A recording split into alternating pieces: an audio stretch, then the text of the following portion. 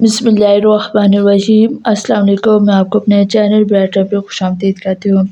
आज का लेक्चर मबनी है हैज़ के बारे में।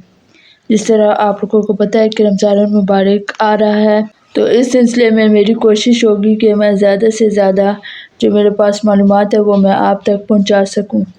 आज के लेक्चर का मेरा उन्वान है हैज़ में जो रोज़े क़ज़ा हो जाते हैं वो हमने दोबारा रखने हैं या नहीं।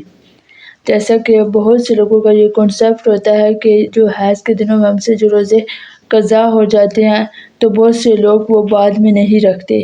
इसके बारे में मैं आज आपको मुकम्मल डिटेल से बताऊंगी। कुरान और हदीस की रोशनी में कोई औरत हैज़ या माहवारी की हालत में रोज़े ना रख सके तो वो रोज़े माफ़ नहीं होते, बल्कि बाद में इनकी क़ज़ा वाजिब होती है। यानी रमज़ान के बाद जब वो पाक हो जाए तो जितने रोज़े छूट गए हैं इन्हें पूरा करना ज़रूरी है। माहवारी की हालत में रोज़ा रखना मना है और इसके दिनों में सिर्फ नमाज माफ़ है, इसकी क़ज़ा नहीं माफ़। कुरान पाक की रोशनी में हैज़ की हालत में रोज़े की क़ज़ा वाजिब होने का ज़िक्र बराह रास्त नहीं किया गया था। हम इस सिलसिले की वज़ाहत हम हदीस से करेंगे और फुक़हा ने इन्हीं हदीस की रोशनी में मसले को तफसील से बयान किया है। कुरान पाक में हैज़ के बारे में यूँ फरमाया गया है। सूरह बकरा की आयत मुबारक है।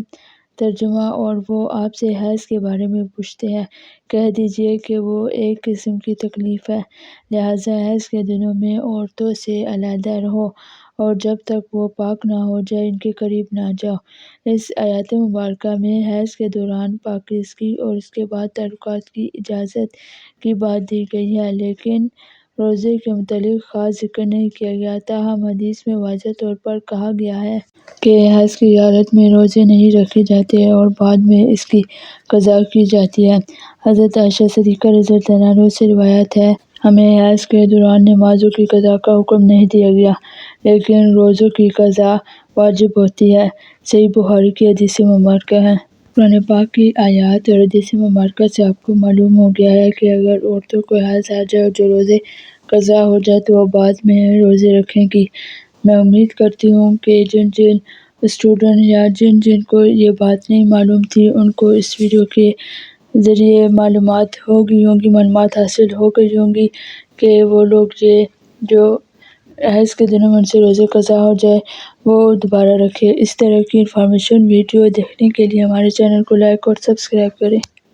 और अगर आप स्टूडेंट हैं ऑनलाइन क्लासेस ज्वाइन करनी है तफसीर अल कुरान या इस्लामिक स्टडी पर मबनी, तो आप दिए गए नंबर के ज़रिए मुझसे रब्ता फरमा सकते हैं। आखिर में अल्लाह ताला से दुआ है कि मैं आखिरत के इम्तिहान के साथ दुनिया के इम्तिहान में भी कामयाबी अता फरमाए। ज़िंदगी रही तो मिलते अगली वीडियो में, तब तक के लिए अल्लाह हाफ़िज़।